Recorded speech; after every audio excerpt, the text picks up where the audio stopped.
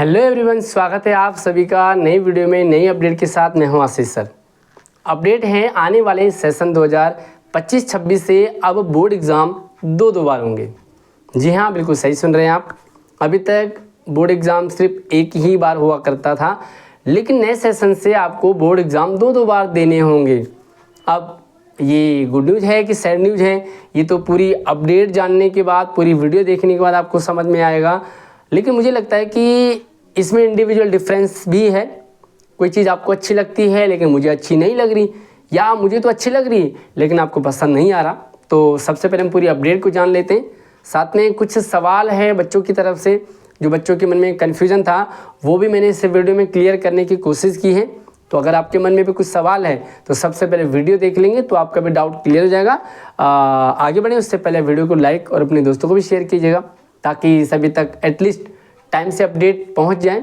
और चैनल पर पहली बार आए हो तो नीचे लाल बटन दबाकर सब्सक्राइब कीजिएगा, ताकि आने वाली सारी एजुकेशनल अपडेट आपको लगातार मिलती रहेगी।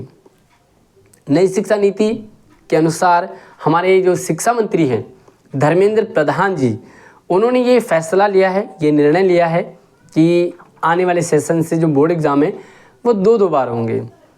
सबसे बड़ा सवाल बच्चों की तरफ से कि भाई दो बार एग्ज़ाम क्यों, आखिर क्या ज़रूरत पड़ गई दो बार एग्ज़ाम देने की। तो जवाब आया कि स्ट्रेस बच्चों में बहुत ज़्यादा होता है, तनाव ज़्यादा होता है, तो तनाव को कम करने के लिए वापस से बच्चों की तरफ से सवाल आया कि क्या दो बार एग्ज़ाम करने से तनाव कम होगा। और हमने भी ये देखा कि बच्चों में एक बार एग्ज़ाम में बड़ा स्ट्रेस सा रहता है, और जैसे ही सारे एग्ज़ाम कंप्लीट होते हैं ना, तो लास्ट एग्ज़ाम वाले दिन बड़ा रिलैक्स फील होता है, सुकून मिलता है। चाहे एग्ज़ाम कितने अच्छे गए हों या बेकार गए हों, बट रिलैक्स तो फील होता ही है। हालांकि वो रिजल्ट वाले दिन फिर से स्ट्रेस में आ जाते हैं। तो क्या दो बार एग्ज़ाम देने से स्ट्रेस कम होगा या बढ़ेगा? लेकिन आप इसे भी ले सकते हैं कि पूरे साल भर का हमने 3 घंटे में सब कुछ कर दिया, क्या वो 3 घंटे काफ़ी रहता है? तो बच्चों को एक मौका मिलना चाहिए, तो वो मौका दे दिया भाई, दो बार आप दे सकते हैं। तो कुछ सवाल हैं। दूसरा सवाल ये कि फ़ीस का क्या रहेगा। सबसे बड़ा इशू रहता है फ़ीस का। भाई हम तो सरकारी स्कूल में पढ़ाते हैं, तो मुझे वहाँ पर जो देखने को मिलता है कि बच्चे एक ही बार फ़ीस देने में बड़ी कन्फ्यूज़न, उनको प्रॉब्लम होती है। तो भाई जब एग्ज़ाम दो बार होंगे तो ओबियसली जो फ़ीस है वो भी डबल ली जाएगी, और वो स्टार्टिंग में ही ले ली जाएगी। मतलब जैसे आपका रजिस्ट्रेशन होता है, तो रजिस्ट्रेशन के टाइम ही दो बार की फ़ीस बच्चों से ले ली जाएगी। तो क्या बच्चे दो बार का जो फ़ीस है वो अफोर्ड कर पाएंगे, दे पाएंगे या नहीं दे पाएंगे? एक ही बार की फ़ीस बच्चे परेशान से रहते हैं, मैंने ऐसे देखा है। अगला सवाल ये है कि परीक्षा होंगी कब, एग्ज़ाम कब होंगे। तो इसके लिए डेट फिक्स कर दी है, 2 चरण में होंगे, 2 बार होंगे। तो पहला तो इन्होंने रखा है फरवरी और मार्च में। फरवरी मार्च यानी कि 17 फरवरी से लेकर के 6 मार्च तक पहला चरण होगा। इसका दूसरा चरण है मई, यानी कि 5 मई से 20 मई तक। तो ये 2 चरण में अलग अलग टाइम पीरियड में आपका एग्ज़ाम होगा। पहले चरण का रिजल्ट आ जाएगा तो दूसरे चरण का एग्ज़ाम होगा उसके बाद, यानी कि फरवरी मार्च में एग्ज़ाम होगा, और मई मतलब मार्च एंड तक लगभग रिजल्ट मिल जाएगा, तो ही आप अगले चरण में एग्ज़ाम दे पाओगे। तो ये भी सवाल है कि पहले चरण का रिजल्ट आने के बाद एग्ज़ाम होगा दूसरे चरण का, या दोनों चरण का एक ही बार होगा। तो पहले चरण का रिजल्ट आएगा, उसके बाद सेकंड चरण का एग्ज़ाम होगा। अगला सवाल बच्चों की तरफ से कि क्या बच्चे केवल एक ही चरण का एग्ज़ाम दे पाएंगे। तो इसका जवाब है बिल्कुल हाँ। ये डिपेंड करता है आपके ऊपर। अगर आपका पहला ही चरण बढ़िया हो गया तो आप मत दो दूसरा चरण, या आपको दूसरा चरण देना है, मतलब आप एक ही चरण का एग्ज़ाम दे सकते हैं। ये आपके ऊपर डिपेंड करता है, कोई प्रेशराइज नहीं है। लेकिन भाई एग्ज़ाम की फ़ीस आपकी रिफ़ंड नहीं होगी, ये पहले ही 2 बार ले ली जाएगी। अभी तक जो अपडेट आया है कि रिफ़ंड नहीं होगी, बाकी आगे क्या होता है, बट हाँ फ़ीस आपसे पहले ले ली जाएगी। आप एग्ज़ाम एक चरण का दे सकते हैं। अगला है सप्लीमेंट्री, जिसे हम कंपार्टमेंट एग्ज़ाम के नाम से जानते हैं। तो क्या सप्लीमेंट्री एग्ज़ाम यानी कि कंपार्टमेंट का एग्ज़ाम होगा? तो इसका जवाब है नहीं, क्योंकि पहले क्या होता था, एग्ज़ाम दो, बच्चे के कम नंबर आए हैं या बच्चा फेल हुआ है तो वो री एग्ज़ाम यानी कि सप्लीमेंट्री कंपार्टमेंट का एग्ज़ाम देता था और उसके बाद उसका जो भी रिजल्ट आता था। लेकिन अब आपके कंपार्टमेंट ख़त्म, सप्लीमेंट्री ख़त्म। ये जो 2 बार एग्ज़ाम है, मैं इसे इस तरह से भी ले रहा हूँ कि एक बार आपका एग्ज़ाम है, दूसरी बार कंपार्टमेंट है। बट कंपार्टमेंट का एग्ज़ाम जो है वो वही बच्चे देते थे जिनकी कंपार्टमेंट आई है, फेल हुए हैं या कम नंबर आए। बट ये जो 2 बार के एग्ज़ाम है ना, ये वो बच्चा भी दे पाएगा जिसके पहले एग्ज़ाम में बढ़िया नंबर भले क्यों ना आए हो, फिर भी दूसरी बार एग्ज़ाम दे सकते हो और देना चाहिए, ठीक है। तो सप्लीमेंट्री कंपार्टमेंट एग्ज़ाम बिल्कुल नहीं होगा। अगला है कि मार्कशीट कौन सी वाली मानी जाएगी। बड़ा कन्फ्यूजन है। एग्ज़ाम 2 बार होंगे, एक बार का रिजल्ट आएगा, फिर दूसरी बार का रिजल्ट आएगा, तो भाई मार्कशीट क्या हमारे पास 2 होंगी? और अगर एक ही होगा तो कौन सा चलेगा? मान लीजिए आपने पहला एग्ज़ाम दिया, पहला एग्ज़ाम बढ़िया रहा, आपने दूसरा भी दे दिया, दूसरा नॉर्मल रहा, तो अब आपको कंपार्टमेंट जो मार्कशीट है वो कौन सी मिलेगी? तो दोनों एग्ज़ाम के जो मार्क्स हैं वो आपके मार्कशीट में इंक्लूड होंगे, यानी कि मेंशन होंगे, लेकिन कंसीडर किया जाएगा उसी एग्ज़ाम को जिसमें आपके ज़्यादा नंबर आए। तो ये अच्छा है।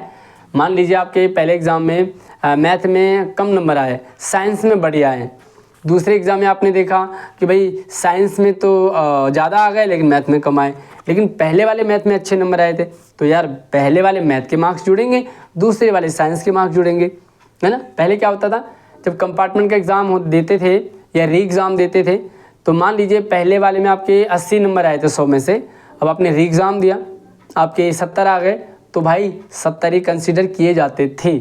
बट अब ऐसा नहीं होगा।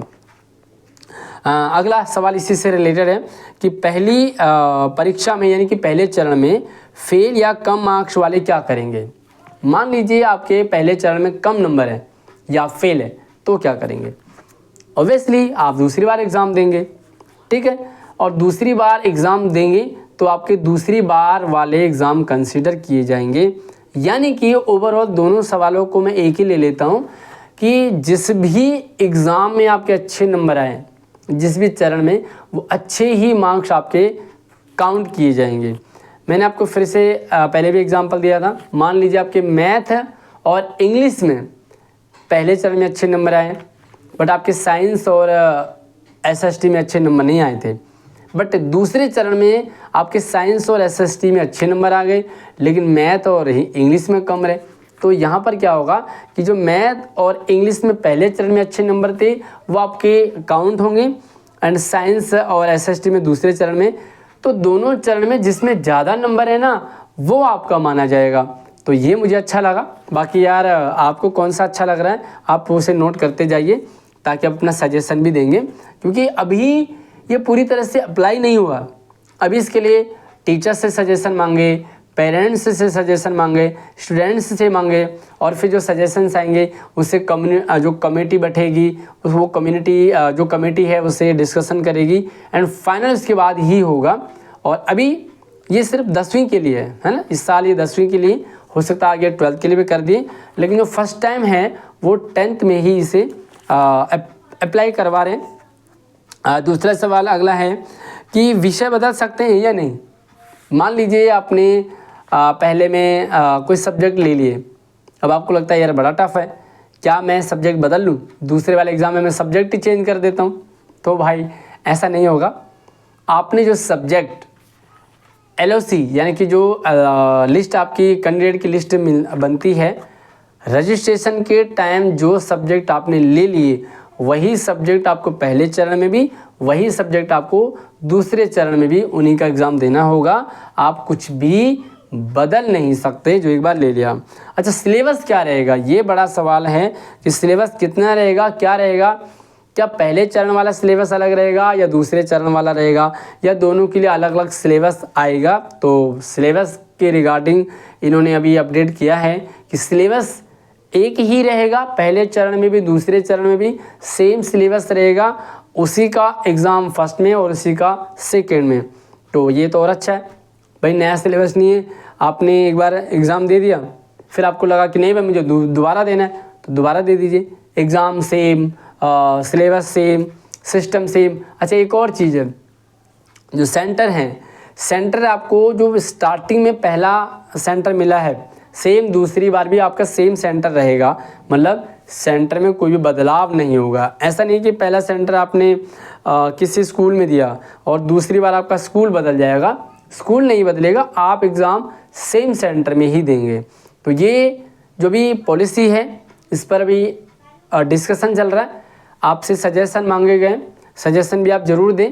कुछ और डाउट कन्फ्यूजन सवाल है तो आप मुझे कमेंट कर सकते हैं, आप मुझसे व्हाट्सअप इंस्टाग्राम से भी संपर्क कर सकते हैं। मेरा WhatsApp number Instagram ID video के डिस्क्रिप्शन में डाले हैं। अगली वीडियो में नई अपडेट के साथ मिलते हैं। हाँ, आपको कैसा लगा और कौन सा पॉइंट आपको सबसे बढ़िया लगा, कौन सा आपको ख़राब लगा, मुझे कमेंट करके ज़रूर बताइए। बाकी अगली वीडियो में मिलते हैं, तब तक आप अपना ख्याल रखिए। चैनल को सब्सक्राइब करके घंटा ज़रूर दबा दें। जय हिंद।